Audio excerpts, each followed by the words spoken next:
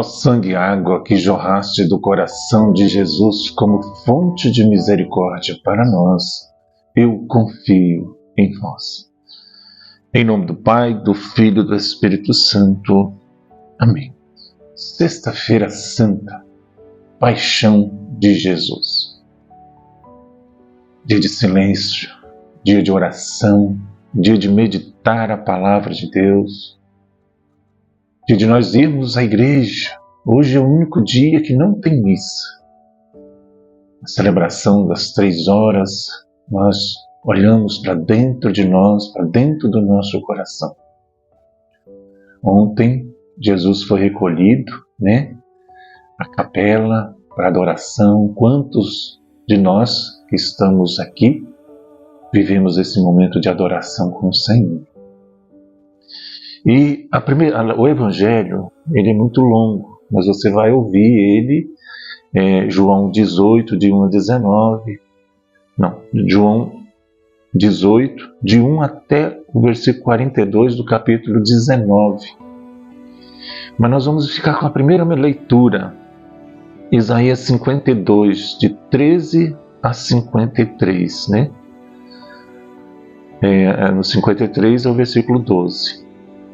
Eilo, o servo, será bem-sucedido. Sua ascensão será do mais alto grau. Assim, como muitos ficaram pasmados ao vê-lo, tão desfigurado, ele estava que não parecia ser um homem, ou ser aspecto humano.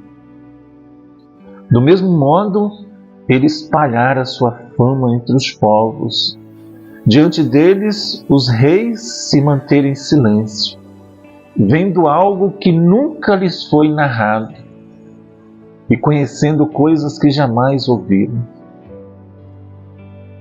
Quem de nós deu crédito ao que ouvimos? A quem foi dado reconhecer a força do Senhor?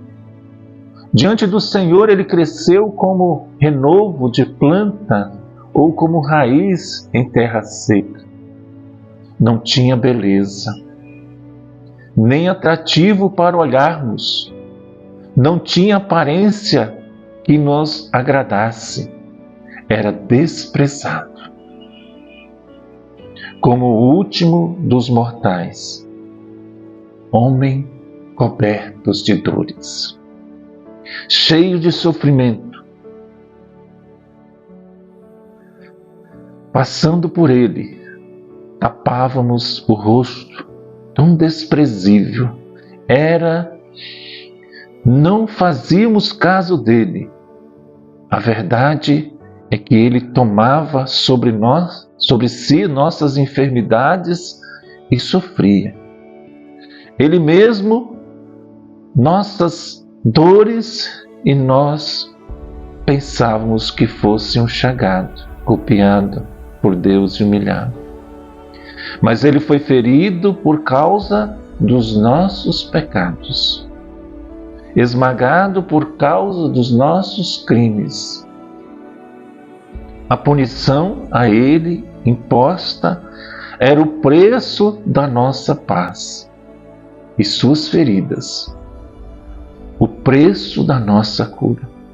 Todos nós vagávamos como ovelhas desgarradas, cada qual seguindo o seu caminho, e o Senhor fez recair sobre ele o pecado de todos nós. Foi maltratado e submeteu-se, não abriu a boca, como um cordeiro levado ao matadouro, ou como uma ovelha diante dos quais tosquiam. Ele não abriu a boca. Foi atormentado pela angústia e condenado. Quem se preocuparia com a sua história de origem? Ele foi eliminado do mundo dos vivos, e por causa do pecado do meu povo foi golpeado até a morte. Deram-lhe sepultura entre ímpios, um túmulo entre os ricos, porque ele não praticou o mal, nem se encontrou falsidade em suas palavras. O Senhor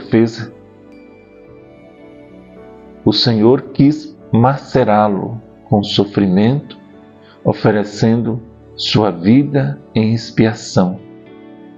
Ele terá descendência duradoura e fará cumprir com êxito a vontade do Senhor. Por esta vida de sofrimento, alcançar a luz e uma ciência perfeita. Meu servo, o justo, fará justos inúmeros homens, carregando sobre si suas culpas. Por isso, compartilharei com ele multidões, e ele repartirá suas riquezas com os valentes seguidores, pois entregou o corpo à morte, sendo cortado como malfeitor. Ele, na verdade, resgatava o pecado de todos o que intercedia em seu favor. Palavra do Senhor. Meus irmãos, minhas irmãs, dia em que Jesus se entregou, homem das dores, homem do sofrimento.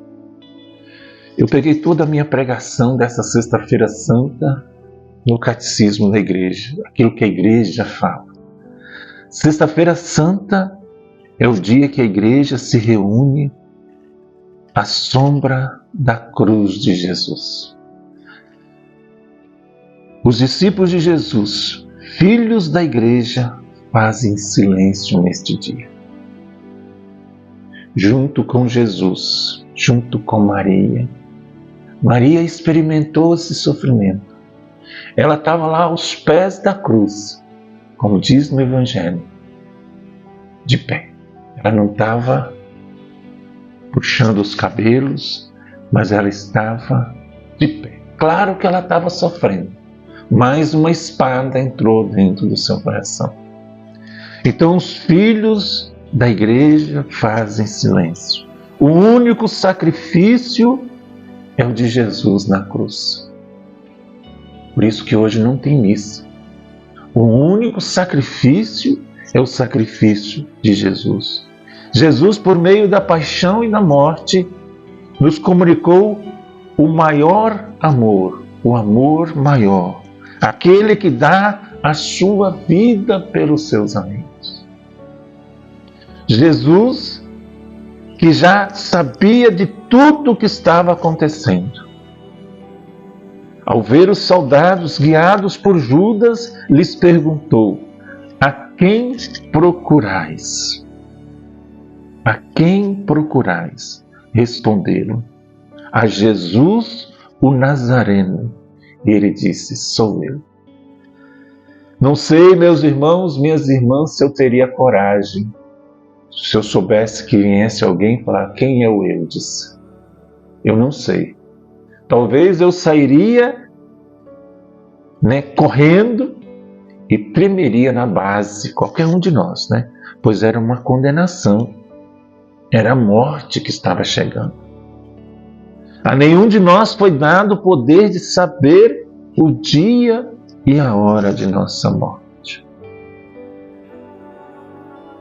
O Catecismo, no parágrafo 1005, diz: morrer em Cristo Jesus. Para ressuscitar com Cristo é preciso morrer com Cristo.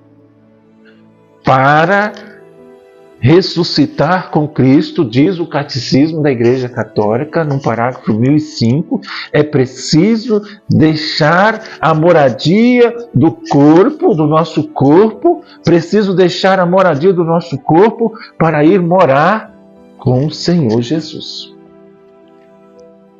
Nessa partida, que é a morte, a alma é separada do corpo.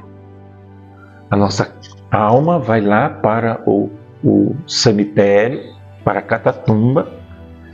Ela será reunida ao seu corpo no dia da ressurreição dos mortos. diz o Catecismo da Igreja. E continua o Catecismo, no parágrafo 1007, a morte é o término da vida terrestre. É o término. Por isso, o Catecismo, no parágrafo 1020, diz assim: o cristão que une a sua própria morte à de Jesus, vê a morte como um caminhar ao seu encontro e uma entrada na vida eterna. Lembrei de Santa Teresinha. Estava até aqui atrás, né, tem uma capela e tem a imagem de Nossa Senhora, de Santa Teresinha.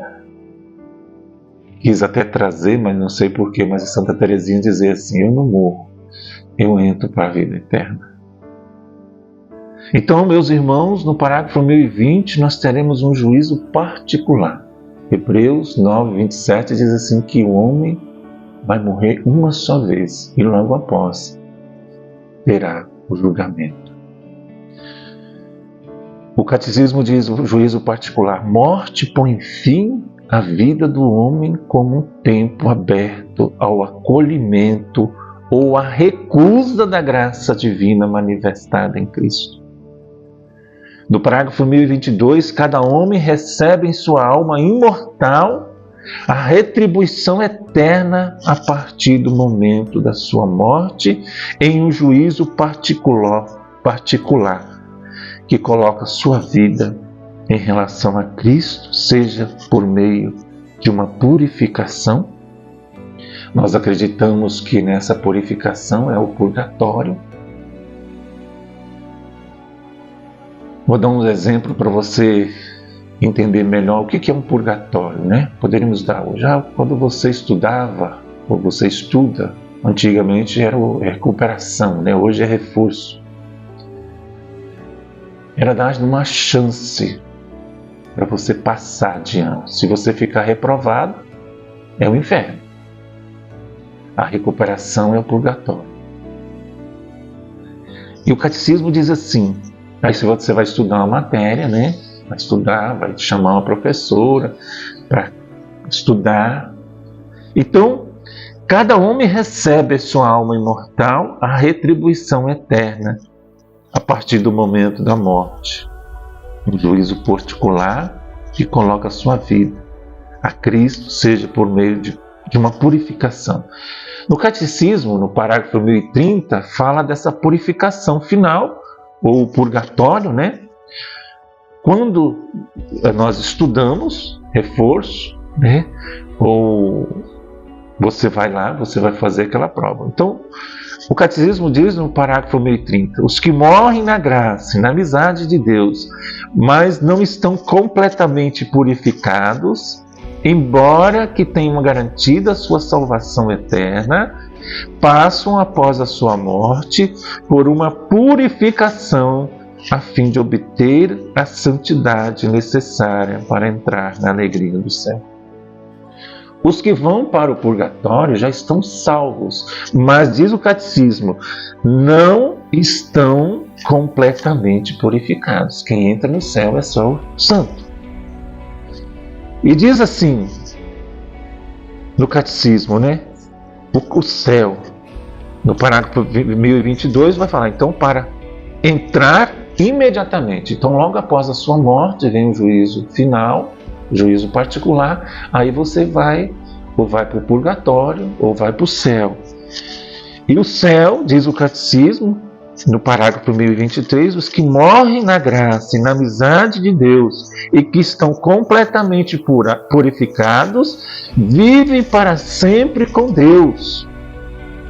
No parágrafo 1025, viver no céu é estar com Cristo. E também tem o outro lado. Se a pessoa ficou reprovado nesse mundo, não praticou bem, seja, no parágrafo 1022, seja para condenar-se de imediato para sempre. Então, após a sua morte, a minha morte, nosso corpo vai para o cemitério, a nossa alma ou vai para o purgatório, ou vai para o céu, ou diz aqui, para condenar-se imediatamente para o inferno. o inferno. Não podemos, porém, amar a Deus se pecamos gravemente contra ele, contra o nosso próximo, contra nós mesmos.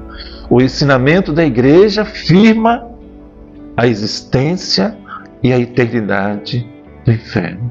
As almas dos que morrem em estado de pecado mortal descem imediatamente após a morte aos infernos, onde sofrem as penas do inferno. Não é a meditação de um pregador. Está aqui. Procure conhecer a sua igreja. Tudo que eu disse está aqui. Não falei nada meu. Que nós tenhamos, meus irmãos, olha só. Nós temos que estar com Cristo. O inferno não podemos, porém, amar a Deus se pecamos gravemente contra Ele, contra Deus, contra o nosso próximo e contra nós mesmos. Em nome do Pai, do Filho e do Espírito Santo. Amém. Ó sangue e água que jorraste do coração de Jesus, como fonte de misericórdia para nós, eu confio em vós.